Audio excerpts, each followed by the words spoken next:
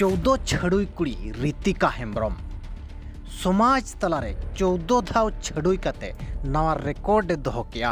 मुचाद छड़ुई ठेन खन 50,000 टाका हो साब कते दे गायबेना। नवा न्यूज नितों कॉमेडियन खन एहब कते रोस्टार भुर नवा न्यूज को भाइरल या मेंदो ट्रेंडिंग रे चलुआ कना।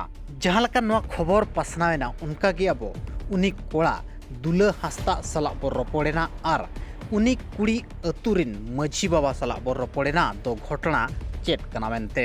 उनी कोड़ा दो हुयुक कनाय मयूरभंज हनोतरिन विजेतोड़ा बनोतरिन मिरुडी अतु मेनते मेना आका ओना अतुरिन गे दुला हस्ता और नुई दुला हस्ता गे 14 दिन मांग रे नुई कुड़ी सला ताय जंगादा हुई लेना। चेत रेचो रीतिका बाय कुसी लेना 28 तारीख हिलो बाक्सोरे तहेकन 50,000 टाका और गड़ी रिनांग कागज पतर साब काते दे फेरारेना मेनते दुलभ हंसदा नोआ अभियोगे अगु किया और ओना अभियोग रेगे कायम मेना आकादिया।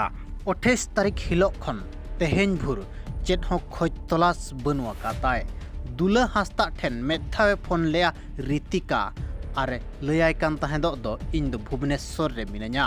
मेनखान दुला हंसदा ए लय रुवाड़ाय कान तहेन आम लगन रुवाड़ हिजु मे। मेनखान रीतिकाय लय होचोय आदो आज बाय रुवाड़ा मेनते। और नुई रीतिका हेम्ब्रम हुयुक कना जहां दो कुसमी ब्लॉक रेनांग देवड़ी अतुरिन रीतिका हेम्ब्रम उमेर ताय मात्र 21-22 साल हुयुक कना। देवड़ी मझी बाबाय लयात बन तहेदो दो रीतिका जहां दो राखासई रे मांगे जावाय लेना।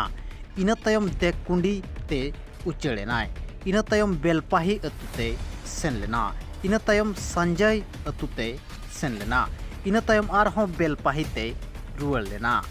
आना तायम छेड़ी गुदड़ी मेनते अतु मेना आका ओना अतुई सेनेना ओंडे खन हो कथा भिड़ो को हेज लेना। इना तायम आर मिद अतुई सेन लेना जहां रे दो कथा भिड़ो हिजु मांग रेगे ओना अतु खने बगी लेना। इना तायम लुहा बाड़िया अतु रे होय जावाय लेना। ओना अतु खनगे आरहों मिरुडी अतु जहां दो दुला हंसदा ठेने जावायना।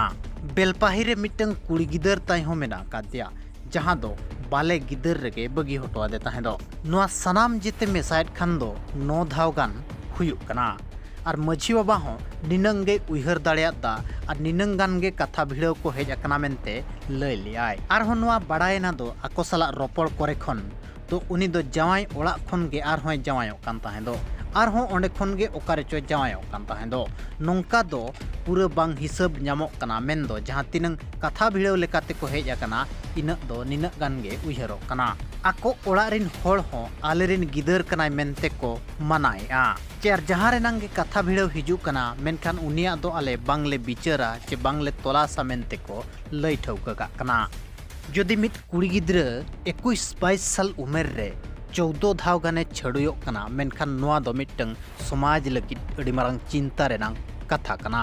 समाज सुसरिया को चे समाज रिन अगुनदार को चे समाज लवड़िया को नोआ बिचार दरकार कना दो उनी देवड़ी मझी बाबा हो चेदे चेका दाड़ेया। जतोखन मारंग कुकली नोआ कना दो नोंकान घटन को नितोंग समाज तलारे ओका लाकारे बो आकोट दोहो दाड़ेया। ब्यूरो रिपोर्ट हो संताली न्यूज।